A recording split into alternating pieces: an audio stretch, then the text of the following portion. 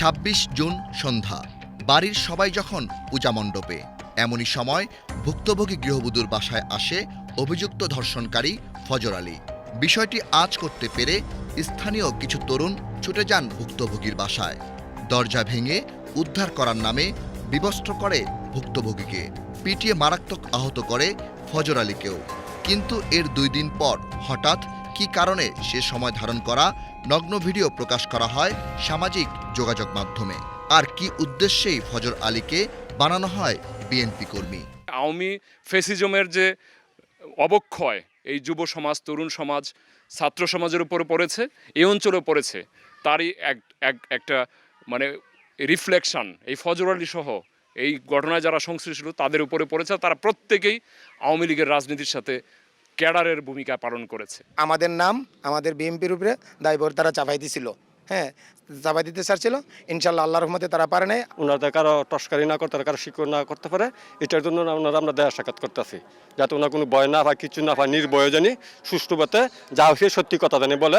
এলাকাবাসী জানায়, দীর্ঘদিন ধরেই ফজর আলী ও তার পরিবারের সঙ্গে যাওয়া আসা ছিল ভুক্তভোগীর পরিবারের সদস্যদের। তাই ধর্ষণের ঘটনা নিয়ে অনেকেই সংশয় প্রকাশ করেন। যে দীপালি বেগম কিন্তু কোথায় ছিল? একা ছিল বাসায়, অন্যরা চলে গেছে পূজায়, উনি একা ছিলেন। এখন উনি যে একা ছিলেন, ফজর আলী জানলো কীভাবে? একটা প্রশ্ন আসতে পারে। আমার মনে হয় দুজন যখন অবস্থান করতেছিল, তৃতীয় ব্যক্তি যারা এর আগেও এইটার বিরোধিতা ছিল, তারা মনে পাহারায় ছিল।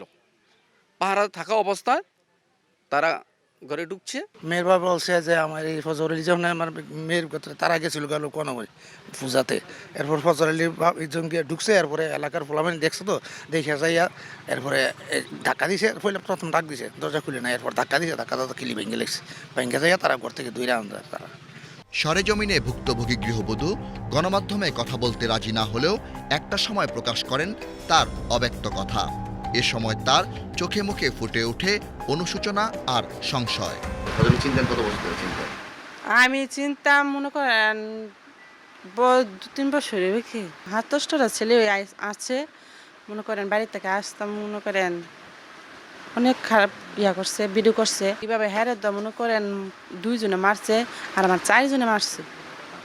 হেতে মারছে মনে করেন লাড়ি দিয়ে, আর আমার হাত দিয়া মুড়া দিছে, আর ফিসা ঝাড়ু আসলে ঝাড়ু দিয়া বাইরে এসছে। যারা সামাজিকভাবে তাকে হেয় করেছে তাদের সর্বোচ্চ শাস্তি চেয়ে প্রবাসী স্বামী ও সন্তানদের নিয়ে সুন্দর জীবন গড়ারও দৃঢ় প্রত্যয় ব্যক্ত করেন তিনি।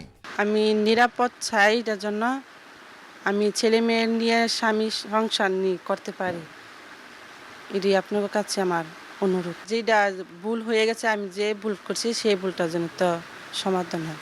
এদিকে আহত হয়ে গ্রেপ্তার হওয়া অভিযুক্ত ফজর আলী হাসপাতালে চিকিৎসাধীন থাকলেও পর্নোগ্রাফি মামলায় অপর আসামিদের 7 দিনের রিমান্ড চেয়েছে পুলিশ। এই ধর্ষণের বিষয়টি ভিডিও সামাজিক যোগাযোগের মাধ্যমে ছড়ানোর কারণে বাদী নিজে আর একটা মামলা করে, ওই মামলা 4 জনকে গ্রেপ্তার করিয়া কোর্টে প্রেরণ করি এবং 7 দিনের রিমান্ডের আবেদন করি। তবে যেই লোকটা ফজর আলী, সে আওয়ামী লীগ সংগঠনের সাথে জড়িত ছিল বলে একটা পোস্টারে দেখে আমি করছি যে সে আওয়ামী লীগ সংগঠনের সাথে একসময় জড়িত ছিল।